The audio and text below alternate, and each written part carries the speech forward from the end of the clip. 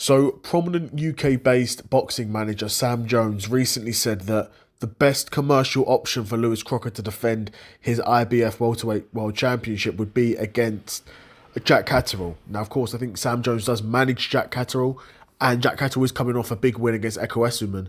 But if we're at a point in the welterweight division where a world champion's best commercial option is Jack Catterall, then respectfully to Jack Catterall, the division's not in a great spot because Jack Catterall is not a guy that sells a large amount of tickets. He's not a guy that commands huge numbers on social media. He's not a guy who has particularly exciting fights even.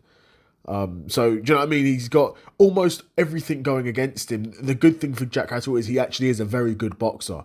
And I will say that, he's not a scrub. He's not a guy who doesn't deserve to be fighting for world championships. And honestly, even if he was to fight Lewis Crocker, I actually think Jack Catterall can beat Lewis Crocker in a 12-round boxing match. If I'm being honest, I think he can actually beat him. But like I said, that really speaks to where the welterweight division is in general rather than the quality of Jack Catterall. Do you know what I mean? Because there's really no big names at welterweight at the moment.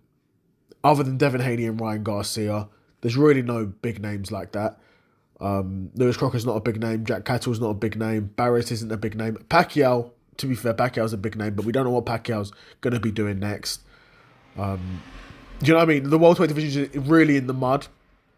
And maybe that will mean Jack Catterall getting a world title shot, and maybe that will mean he becomes a two-weight world champion. Wouldn't surprise me if that happened, because like I said, he's a good enough boxer to do it. But like I've mentioned before, the welterweight division is absolutely in the mud in terms of name value, if that's the situation we're in. I'd be curious to know what you guys think if that fight was to get made. Do you think what Sam Jones is talking about is facts? Do you think that is the commercially biggest option? Realistically, it probably is. Because, like Sam Jones was saying, alternatively, okay, let's say Crocker doesn't fight Catterall next and he fights a different voluntary defence, and then after that he fights the winner of Paro v Paddy, and Paddy could win that fight, and then what? You're going to do a trilogy with Paddy Donovan when he's already down 0-2.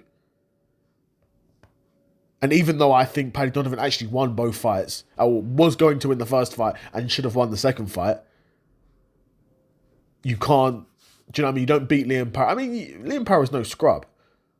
To be fair, Liam Power is no scrub at all. So a win over Liam Power is a good win in my opinion.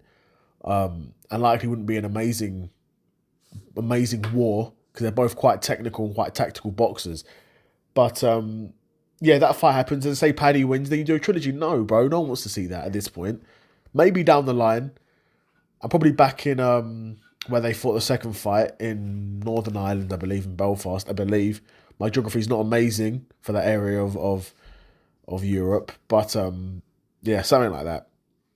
I think Jack Catterall probably is the best option, in my opinion. I think he is the best option. But yeah, let me know what you guys think. Do you think Sam Jones was talking facts, or do you think he's just trying to talk his man into another world title opportunity, which, to be fair to Sam Jones, no shade, I would be doing the same thing if I was a manager.